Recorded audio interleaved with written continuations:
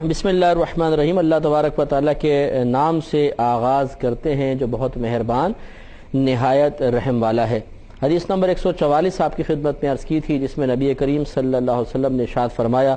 کہ جب تم میں سے کوئی شخص استنجا وغیرہ کے لیے جائے تو نہ قبلے کی طرف منہ کرے اور نہ اس کی طرف پیٹھ کرے، مشرق کی طرف یا مغرب کی طرف منہ کرو۔ اس کی شرح میں آپ کی خدمت میں عرض کر چکا ہوں۔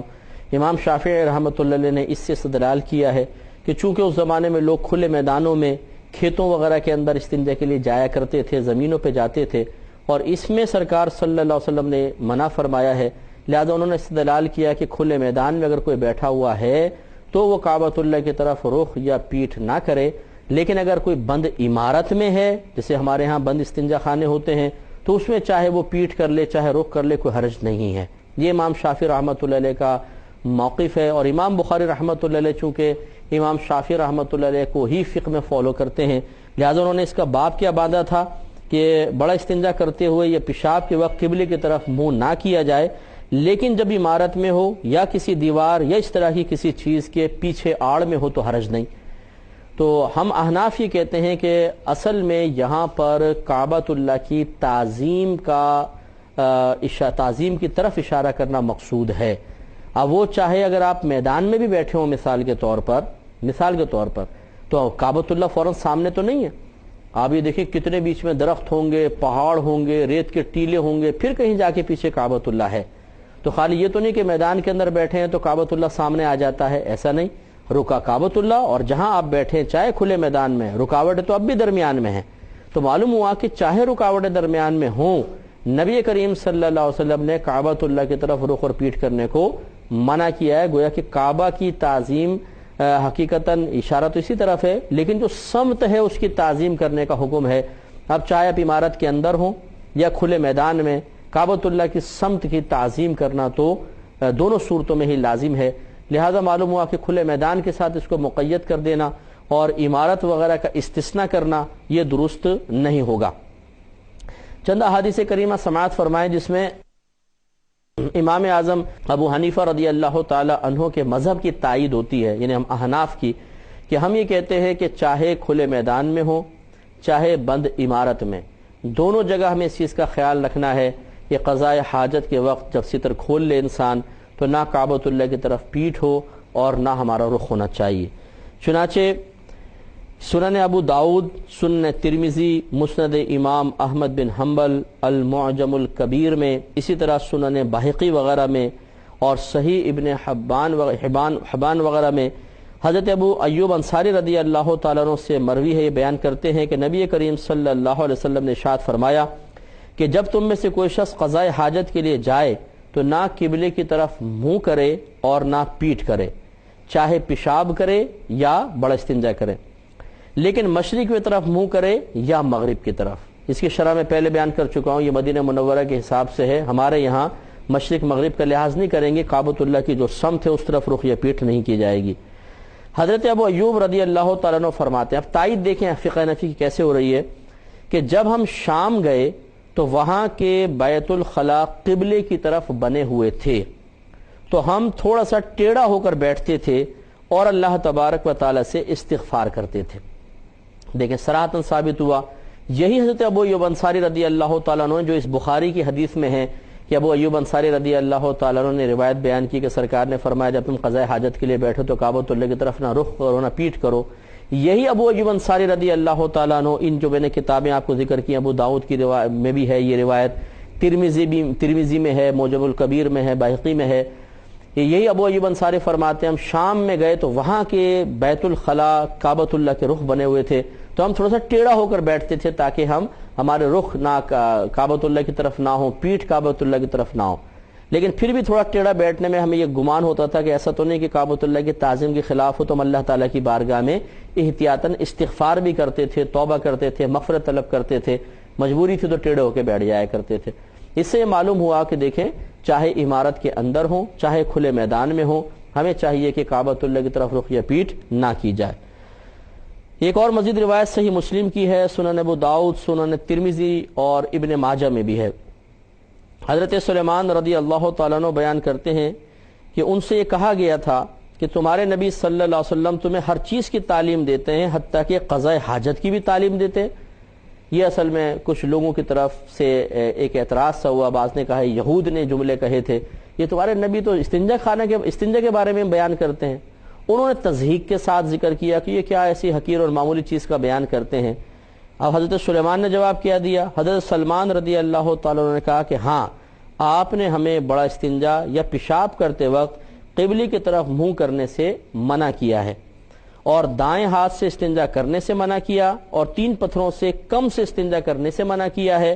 اور گوبر یا ہڈی سے استنجا کرنے سے منع کیا ہے۔ گویا کہ حضرت سلیمان علیہ السلام نے فرمایا کہ تم تو خالی استنجا کی بات کرتے ہو، ہمارے نبی کی تعلیم کی باریکی کا عالم یہ ہے کہ سرکار نے ایک ایک چیز کے بارے میں ہمیں تعلیم دے دی ہے۔ تو یہ کوئی نقص کی بات نہیں ہے کہ ایک نبی کے زبان سے یہ استنجا کے باتیں نکل رہی ہیں استنجا کے بارے میں، بلکہ یہ کمال ہے ہمارے نبی کا کہ انہوں نے زندگی کا کوئی چھوٹے سے چھوٹا پہلو ایسا نہیں چھوڑا جس میں تعلیم نہ دے دی ہو۔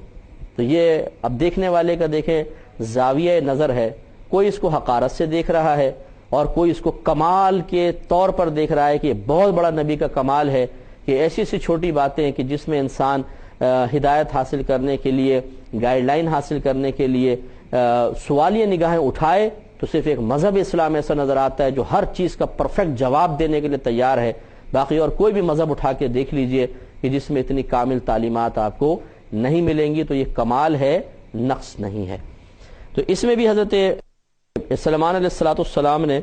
مطلقاً فرمایا کہ سرکار نے ہمیں منع کیا، تو ہم نے اس کو جو چیز دیکھیں، جب نبی کریم صلی اللہ علیہ وسلم کوئی چیز مطلق بیان فرمائیں، مطلق کا مطلب اس میں کوئی کنڈیشن نہ لگائیں، کوئی قید نہ لگائیں، جیسے سرکار نے فرمایا کعبۃ اللہ کو نہ رخ کرو نہ پیٹ کرو۔ اس میں سرکار نے یہ نہیں فرمایا کہ میدان میں یا عمارت میں۔ جب سرکار کسی ایک چیز کی نشاندہی نہ فرمائے تو اولا یہ ہوتا ہے کہ ہر چیز کو وہاں شامل کر لیا جائے، یہ سب سے افضل اور اولا ہے۔ سرکار کے حکم کو جتنا آپ عام رکھیں اتنا بہتر ہے، جب تک کہ اس کے خلاف کوئی دلیل نہ ملے۔ اس لیے یہاں پر یہ مطلق چونکہ سرکار کا حکم تھا تو اس سے استدلال کیا گیا، یہ فقہ حنفی کی تائید میں ہے کہ سرکار نے کوئی یہ نہیں فرمایا کہ کھلے میدان میں خیال کر لینا، عمارت میں نہیں۔ جب آپ نے نہیں کہا تو اس کا مطلب ہے دونوں جگہ خیال کیا جائے گا۔ تو یہ روایات ہیں، تو اس لیے کوشش یہی کرنی چاہیے کہ جب ہم اپنے گھر بنواتے ہیں خاص طور پر تو ذرا دیکھ لیا جائے۔ بعض اوقات ہم ٹھیکیدار کو ٹھیکہ دے دیتے ہیں، اس کے بعد بے پرواہ ہو جاتے ہیں وہ جیسا بنائے۔ اب جب تیار فلیٹ، تیار مکان ہم جا کر دیکھتے ہیں تو پتہ چلتا ہے کہ اوہ یہ تو کعبۃ اللہ کی طرف رخ ہو گیا ہے استنجا خانے کا، اس وقت پھر ہمیں افسوس ہوتا ہے۔ پھر ہمیں چونکہ علم تو ہوتا نہیں ہے، اور پھر ٹائلز وغیرہ لگ جاتی ہیں تو کون نقصان کرے؟ معذرت کے ساتھ آخرت کا نقصان ہو کوئی بات نہیں، نبی کریم صلی اللہ علیہ وسلم کی نافرمانی کا وبال ہم پر ہو کوئی بات نہیں، لیکن یہ جو پیسہ لگ چکا ہے یہ ضائع نہیں ہونا چاہیے۔ اور ہم پھر اس واش روم کو توڑواتے نہیں ہیں، اس کا رخ تبدیل نہیں کرواتے، ہم کہتے ہیں اللہ معاف کرے گا، اور اسی پہ بیٹھتے ہیں۔ ہر شخص گناہ گار ہوتا رہتا ہے، کیونکہ نبی کریم کی نافرمانی مکروہ تحریمی ہے، اس طرح بیٹھنا حرام کے نزدیک ہے کہ کعبۃ اللہ کی طرف رخ یا پیٹ ہو۔ دوسرا ابو ایوب انصاری رضی اللہ تعالیٰ عنہ نے کیا فرمایا، جب ہم شام میں گئے تو وہاں ہم نے بیت الخلاء اس انداز سے دیکھے کہ اس میں کعبۃ اللہ کی طرف رخ یا پیٹ ہو رہی تھی، تو ہم ٹیڑھے ہو کے بیٹھتے تھے۔ اس کا مطلب یہ ہے کہ صحابہ کرام علیہم رضوان یہ نہیں کہ کہیں پہ بھی گئے تو اندھا دھند بیٹھ گئے، بلکہ وہاں تحقیق کرتے تھے قبلہ کس طرف ہے۔ یہی ہمیں طریقہ کار اختیار کرنا چاہیے، اور خصوصاً اس سے وہ ہمارے بھائی ذرا درس حاصل کریں۔ اسٹیشنوں پہ اترتے ہیں، بس جو لانگ روٹ پہ بسیں جا رہی ہوتی ہیں، راستے میں رکتی ہیں، اترتے ہیں، جہاں دل چاہتا ہے بیٹھ کے پیشاب کرنا شروع کر دیتے ہیں۔ یہ نہیں دیکھتے کعبۃ اللہ کس طرف ہے کس طرف نہیں ہے، ذرا کسی سے معلوم ہی کر لیں اور کعبۃ اللہ کی تعظیم کے ساتھ کریں، لیکن نہیں۔ اسی طرح ہم جب کسی کے ہاں بطور مہمان جاتے ہیں تو شاید ہی کوئی لحاظ رکھتا ہو کہ ہم یہ دیکھ لیں کہ اس میزبان کا واش روم، استنجا خانہ، ٹوائلٹ کس رخ بنی ہوئی ہے، اس کا ہم خیال نہیں کرتے، جہاں بس جب بیٹھ گئے۔ اس لیے ذرا خیال کریں۔ حتیٰ کہ میں آپ سے گزارش کروں گا جو حرمین طیبین جاتے ہیں وہ بھی ذرا بعض استنجا خانے ایسے ہیں کہ کعبۃ اللہ کی طرف رخ ہو جاتا ہے، وہاں کا بھی دھیان رکھیں۔ اسی طرح آپ کسی مکے میں ہی یا مدینہ شریف میں کسی مسجد کا استنجا خانہ یوز کریں تو چونکہ وہ لوگ عموماً وہ حنبل امام احمد بن حنبل رضی اللہ تعالیٰ عنہ کے فقہ کو فالو کرتے ہیں اور بعض مسائل شوافی کے اختیار کیے ہوئے ہیں، تو ان کے نزدیک چونکہ عمارت میں کعبۃ اللہ کی طرف رخ یا پیٹھ ہو جائے تو کوئی حرج نہیں ہے۔ تو بعض مساجد کے استنجا خانے خود مکے میں اور مدینہ شریف میں ایسے بھی ہیں، اور اس طرح ہوٹلز کے بعض ایسے ہیں کہ آپ اگر بیٹھیں گے تو آپ کا رخ کعبۃ اللہ کی طرف ہو جائے گا، اس لیے اس میں بھی تھوڑی سی احتیاط کریں، اور جب آپ کوئی کسی جگہ مسجد کا استنجا خانہ وغیرہ یوز کر رہے ہوں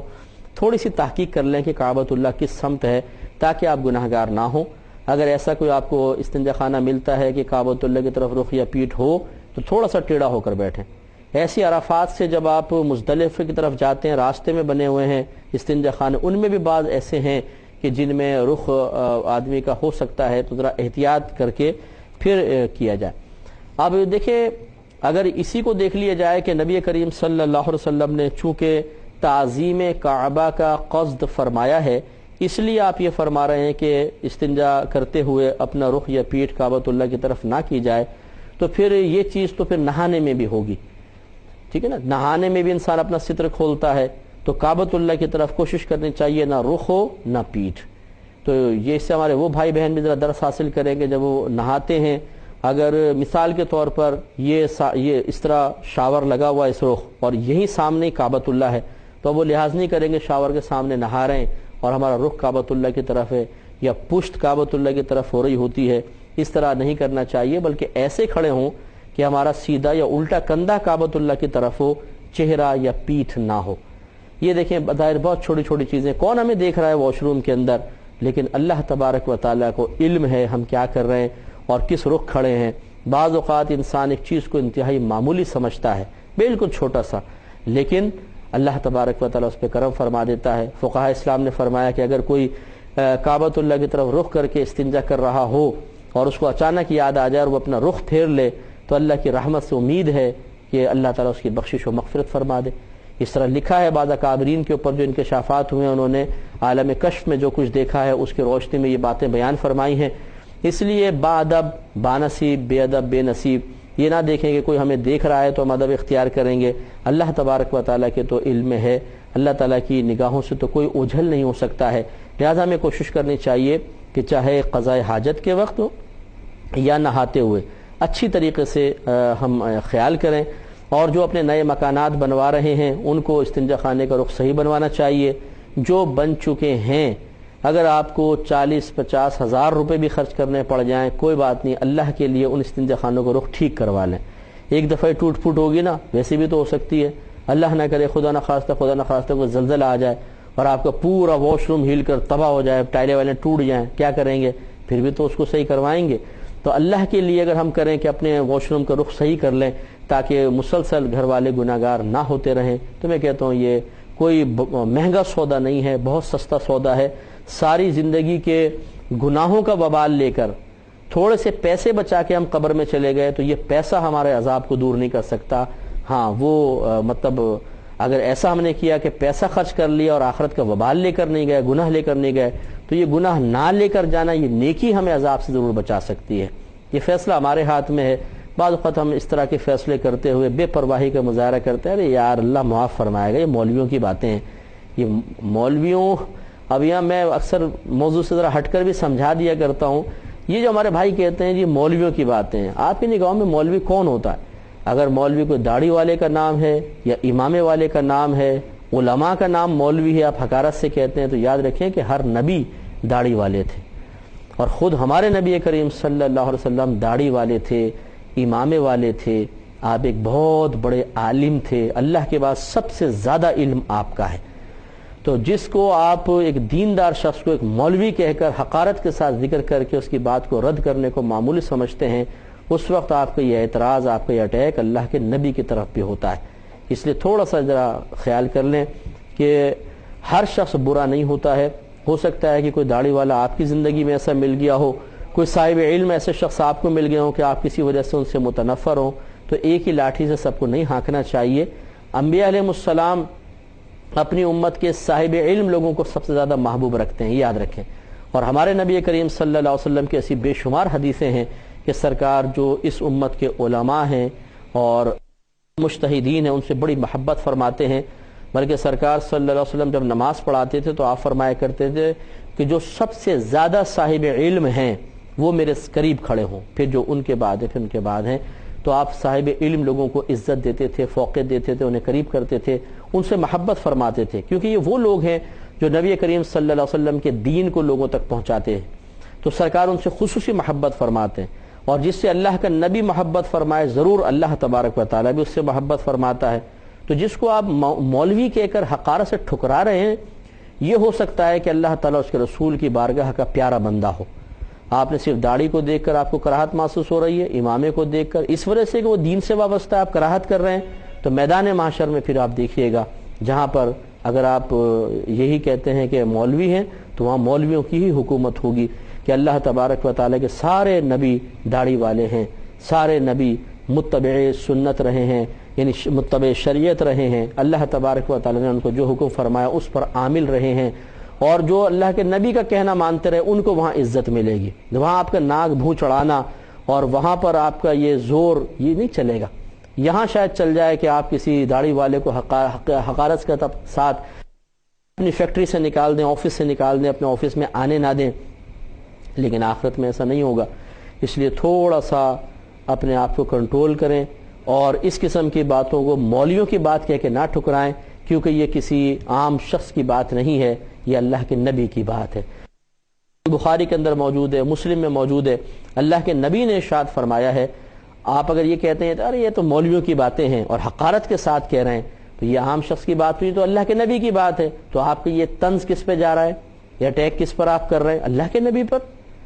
اور یہ سوچئے کہ جب آپ اللہ کے نبی کا ذکر اتنے معمولی اور حقارت بھرے انداز سے کریں گے، ارے یہ مولویوں کی باتیں ہیں، تو کس منہ کے ساتھ قبر کے اندر سرکار کا سامنا کریں گے جب پوچھا جائے گا ما كنت تقول في حق هذا الرجل، تو اس شخص کے بارے میں کیا کہا کرتا تھا؟ اور میدان معاشر میں جب شفاعت کا سوال لے کر سب سرکار کی بارگاہ میں پہنچیں گے، اس وقت کیا منہ لے کر جائیں گے؟ ہمارے سرکار بھی تو داڑھی والے، امامے والے، اور داڑھی والے سے تو آپ کو بڑی نفرت ہے، آپ بولتے ہیں مولوی، تو مجھے بہت دیکھ کے نفرت پیدا ہوتی ہے ان مولویوں سے۔ بعض ایسے بھی ملیں گے آپ کو کہ جو داڑھی سے ماد اللہ ثم ماد اللہ نفرت کرتے ہیں۔ ان لوگوں کا انجام کیا ہوگا یہ تو اللہ ہی بہتر جانتا ہے۔ تو میدان معاشر میں جب ہی آئیں گے تو ہمارے نبی کریم صلی اللہ علیہ وسلم بھی تو داڑھی والے ہیں، تو کیا وہاں پر بھی ماد اللہ ہی کہیں گے یار سرکار کی چونکہ داڑھی ہے، ماد اللہ ثم ماد اللہ،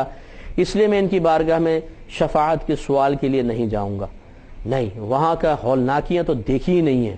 ایسے لوگ یہاں کی تھوڑی سی کاروباری ٹینشن کی وجہ سے سر پکڑ کے بیٹھ جاتے ہیں، اور گولیاں کھا کھا کے تو نیندیں آتی ہیں، اور چڑچڑا پن غالب آ جاتا ہے، بات میں لوگوں کو ذلیل کرنا شروع کر دیتے ہیں اور حالت خراب ہو جاتی ہے۔